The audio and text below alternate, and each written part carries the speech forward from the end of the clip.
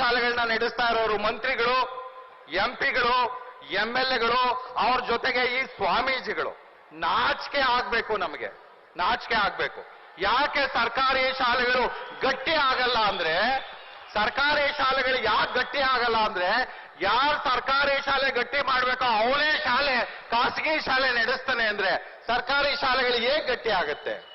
ಹೇಗೆ ಗಟ್ಟಿ ಆಗುತ್ತದು? ಹಾಗಾಗಿ ಗೆಳೆಯರೇ, ಬಹಳ ತಾತ್ವಿಕವಾದಂತ ಪೊಲಿಟಿಕಲ್ ಇಕಾನಮಿ ಕ್ವಶನ್ ಇದೆ ಇದರಲ್ಲಿ. ಒಂದು ರಾಜಕೀಯ ಆರ್ಥಿಕ ಪ್ರಶ್ನೆ ಇದೆ. ಆ ರಾಜಕೀಯ ಆರ್ಥಿಕ ಪ್ರಶ್ನೆ ಏನಂದ್ರೆ ದಿ ಕಾನ್ಫ್ಲಿಕ್ಟ್ ಆಫ್ ಇಂಟ್ರೆಸ್ಟ್. ಅಲ್ಲಿ ಹಿತಾಸಕ್ತಿಯ ಸಂಘರ್ಷ ಇದೆ. ಯಾರು ವಿಧಾನಸೌಧದಲ್ಲಿ ಸರ್ಕಾರಿ ಶಾಲೆಗಳನ್ನ ಗಟ್ಟಿ ಮಾಡಬೇಕು, ನೀತಿಯನ್ನ ಮಾಡಬೇಕು, ಹಣವನ್ನ ಕೊಡಬೇಕು, ಅವನೇ ತನ್ನ ಖಾಸಗಿ ಶಾಲೆಯ ಬೊಕ್ಕಸವನ್ನ ತುಂಬಿಸ್ಕೋತಾ ಇರುವಾಗ ನಾವು ಸರ್ಕಾರಿ ಶಾಲೆಗಳನ್ನ ಗಟ್ಟಿ ಮಾಡಲಿಕ್ಕೆ ಸಾಹಿತ್ಯ ಸಮ್ಮೇಳನದಲ್ಲಿ ಒಂದಾದರ ನಂತರ ಒಂದು ಭಾಷಣ ಮಾಡಿದ್ರೆ ಖಂಡಿತ ಅದಾಗಲ್ಲ. ಈ ಪ್ರಶ್ನೆಯನ್ನ ನೇರವಾಗಿ ಸರ್ಕಾರಕ್ಕೆ ಕೇಳಬೇಕು, ನೇರವಾಗಿ ಸರ್ಕಾರದಿಂದ ಉತ್ತರ ಪಡಿಬೇಕು. ಹಾಗಾಗಿ ಗೆಳೆಯರೇ, ನನ್ನ ಮಾತನ್ನ ಮುಗಿಸ್ತೇನೆ. ಯಾಕಂದ್ರೆ ನನಗೆ 15 ನಿಮಿಷ ಕೊಟ್ಟಿದ್ರು. 3 ಸೂತ್ರಗಳನ್ನ ಹೇಳ್ತೇನೆ. ಸರ್ಕಾರಿ ಶಾಲೆಗಳು ಗಟ್ಟಿ ಆಗ್ಬೇಕಾದ್ರೆ 3 ಸೂತ್ರಗಳನ್ನ ಸರ್ಕಾರ ಫಾಲೋ ಮಾಡಬೇಕು. 1, ಶಿಕ್ಷಣ ಹಕ್ಕು ಕಾಯ್ದೆ ಅಂತ ಏನೊಂದು ಕಾನೂನು ಬಂದಿದೆ 2009ರಲ್ಲಿ. ಆ ಕಾಯ್ದೆನ ಪರಿಣಾಮಕಾರಿಯಾಗಿ ಜಾರಿಗೊಳಿಸಬೇಕು. ಮೊದಲು ಸರ್ಕಾರ ಕನಿಷ್ಠ ಮಾನ ಮರ್ಯಾದೆ ಇದ್ರೆ. ಯಾಕೆ ಅಂತ ಹೇಳಿದ್ರೆ ಆ ಕಾಯ್ದೆನಲ್ಲಿ ಸರ್ಕಾರಿ ಶಾಲೆಯಲ್ಲಿ ಏನೆಲ್ಲ ಇರಬೇಕು ಅನ್ನೋದನ್ನ ಬರೆದಿದ್ದೇವೆ. ಆಮೇಲೆ ಯಾಕೆ ಈ ಸರ್ಕಾರ ಅದನ್ನ ಜಾರಿಗೊಳಿಸಬೇಕು ಅಂದ್ರೆ, ಈ ಸರ್ಕಾರನೇ ಆ ಕಾಯ್ದೆ ಮಾಡಿದ್ದು ಕೇಂದ್ರದಲ್ಲಿ. ಇದೇ ಸರ್ಕಾರ ಆ ಕಾಯ್ದೆಯನ್ನ ಕೇಂದ್ರದಲ್ಲಿ 2009ಕ್ಕೆ ಮಾಡಿದ್ದು. ನೀವು ಮಾಡಿದ ಕಾಯ್ದೆನ ನೀವೇ ಜಾರಿ ಮಾಡಲ್ಲ ಅಂದ್ರೆ ನಿಮ್ಮನ್ನು ಏನು ಅಂತ ಕರಿಬೇಕು ನಾನು? ನೀವು ಯಾವ ತರದ ಜನ ಅಂತ ಕರಿಬೇಕು?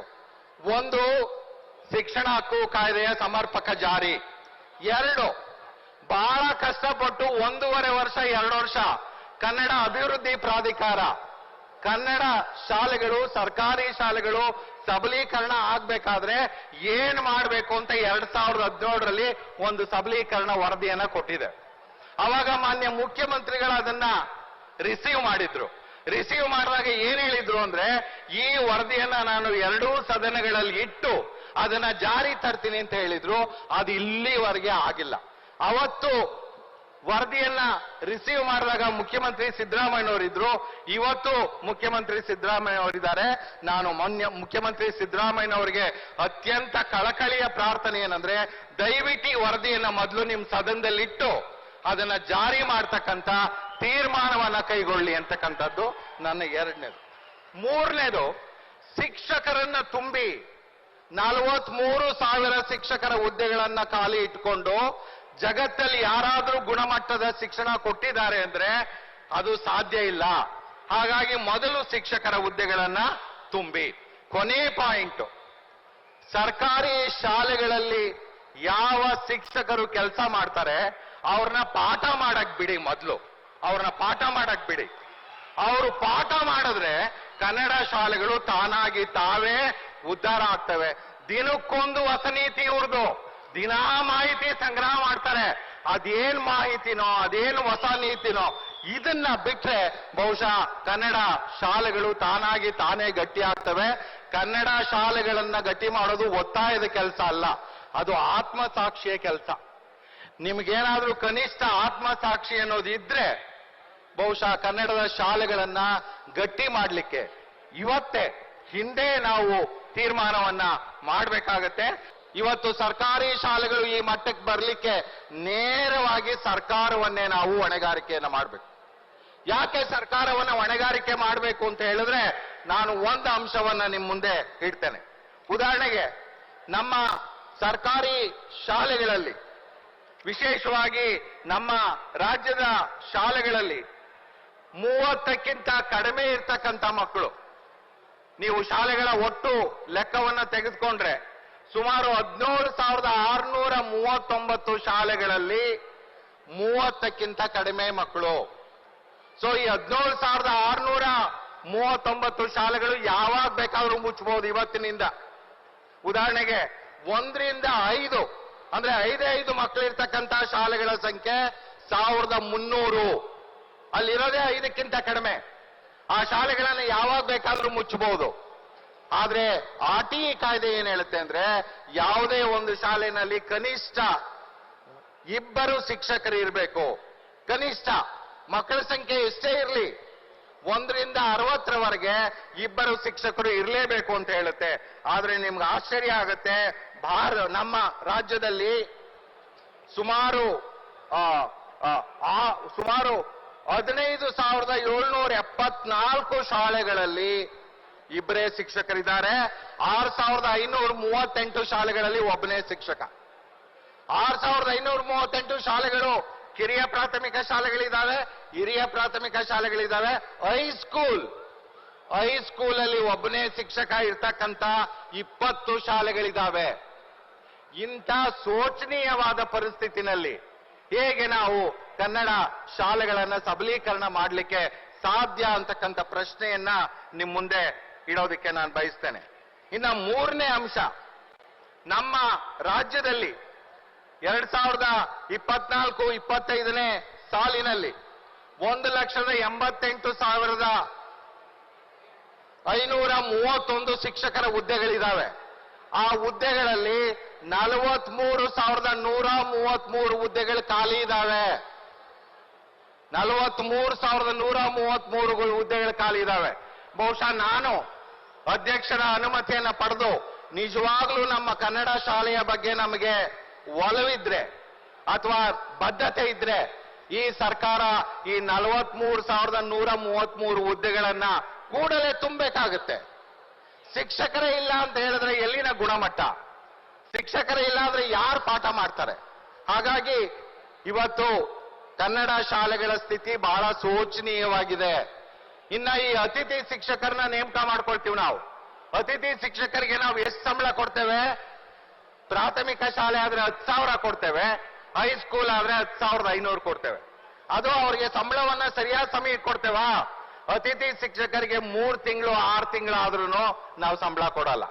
ಸೊ ಇಂಥ ಸ್ಥಿತಿನಲ್ಲಿ ಯಾವ ರೀತಿಯ ಸರ್ಕಾರಿ ಶಾಲೆಗಳನ್ನ ಗಟ್ಟಿ ಮಾಡಲಿಕ್ಕೆ ಸಾಧ್ಯ ಆಗುತ್ತೆ? ನಾವು ಹೇಳ್ತೀವಿ ಸರ್ಕಾರಿ ಶಾಲೆಗಳು ಸಂವಿಧಾನದ ತೊಟ್ಟಿಲುಗಳು. ಸರ್ಕಾರಿ ಶಾಲೆಗಳಲ್ಲಿ ಮಕ್ಕಳು ಕಲಿತ್ರೆ ಸಮಾನತೆ, ಸಾಮಾಜಿಕ ನ್ಯಾಯ, ಬಂಧುತ್ವ, ಸಾಮರಸ್ಯ, ಶಾಂತಿ ಎಲ್ಲ ಗುಣಗಳನ್ನ ಮೈಗೂಡಿಸ್ಕೋತೇವೆ ಅಂತ ಹೇಳ್ತೇವೆ. ಆದ್ರೆ ಆ ಸಂವಿಧಾನದ ತೊಟ್ಟಿಲುಗಳನ್ನ ನಾವು ಯಾವ ರೀತಿ ಇಟ್ಕೊಂಡಿದ್ದೇವೆ ಅಂತಕ್ಕಂಥದ್ದು ಬಹಳ ಮುಖ್ಯವಾದಂತ ವಿಷಯ ಆಗುತ್ತೆ ಅಂತ ನಾನು ಭಾವಿಸ್ತೇನೆ. ಇನ್ನ ಬಹಳ ಮುಖ್ಯವಾದಂತ ಒಂದು ಅಂಶ ಶಿಕ್ಷಣದ ಮಾಧ್ಯಮ. ಯಾವ ಮಾಧ್ಯಮದಲ್ಲಿ ಮಕ್ಕಳು ಓದಬೇಕು ಅನ್ನೋದ್ರ ಬಗ್ಗೆ ಬಹುಶಃ ಅದೆಷ್ಟು ಲಕ್ಷ ಸಂಶೋಧನೆಗಳು ಭಾರತದ ಹೊರಗಡೆ ಆಗಿದೆಯೋ ಗೊತ್ತಿಲ್ಲ.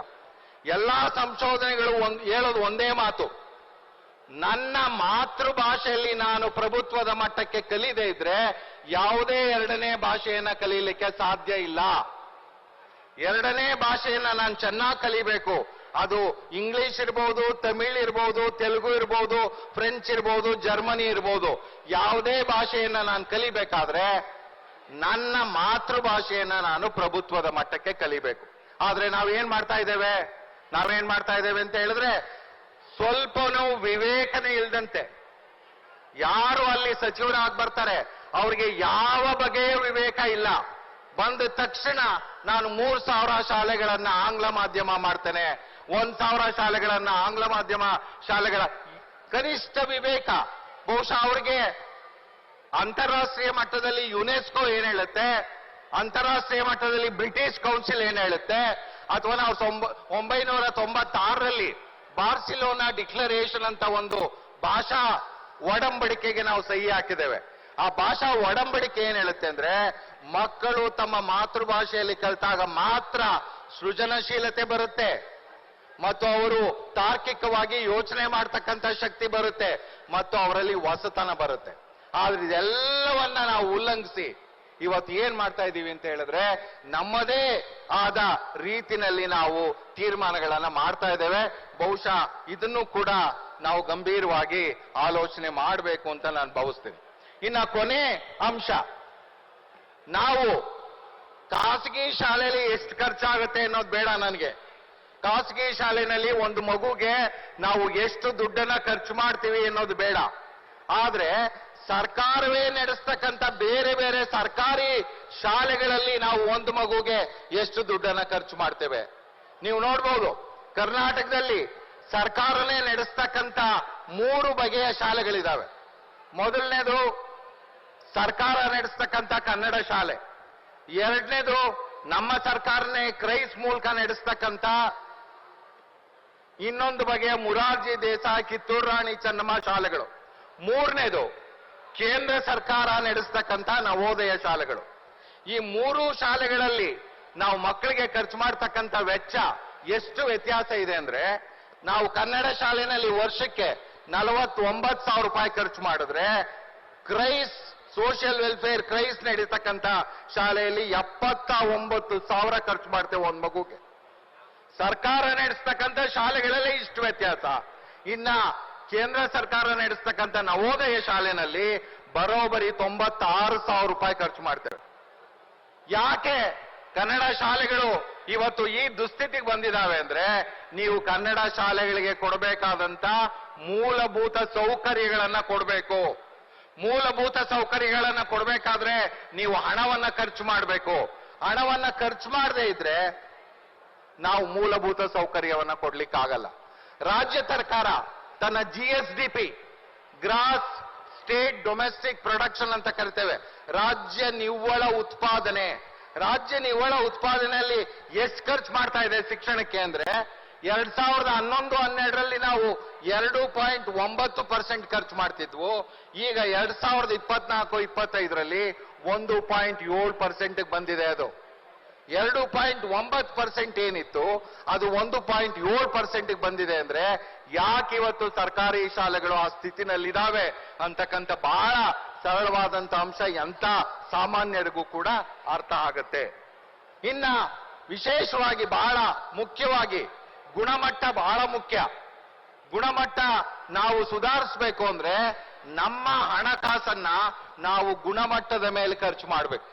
ಎಷ್ಟು ಹಣವನ್ನ ನಾವು ಗುಣಮಟ್ಟಕ್ಕೆ ಖರ್ಚು ಮಾಡ್ತೀವಿ ಅಂತಕ್ಕಂಥದ್ದನ್ನ ಲೇಟೆಸ್ಟ್ ಬಜೆಟ್ 2024-25ರ ಬಜೆಟ್ ಅಲ್ಲಿ ನೋಡಿದ್ರೆ, ನಾವು ಕ್ವಾಲಿಟಿಗೆ ಖರ್ಚು ಮಾಡ್ತಾ ಇರೋದು 0.37%.